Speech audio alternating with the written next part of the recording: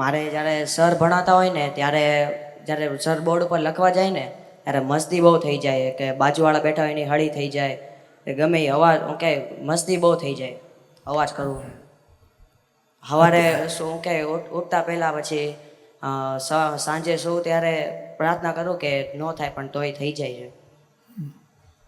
પછી પકડાઈ જશે તો પછી બહાર અંગૂઠા પકડાવશે, બહાર ઊભો રહે બારણા પાસે, પછી પાંખો વળીને પગના અંગૂઠા પકડ 1 કલાક માટે, ચાલશે? નહીં. અને આ બધું આજે બોલો આપણે ભણવા જઈએ છીએ કે સાહેબની મસ્તી કરવા જઈએ છીએ?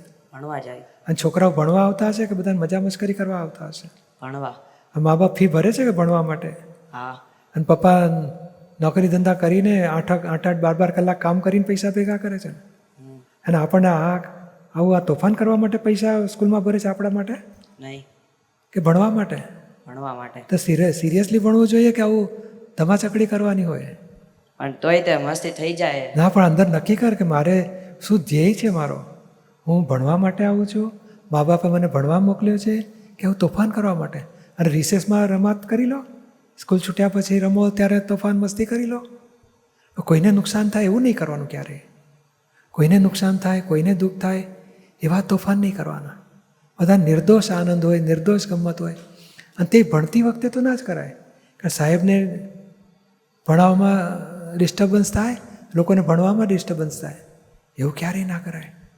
ઉલટા નક્કી કરવાનું કે આ બધા ભણી લે છે તો હું ભણી લઉં સરસ રીતે. અને થઈ જાય એની પ્રતિક્રમણ ચાલુ કર.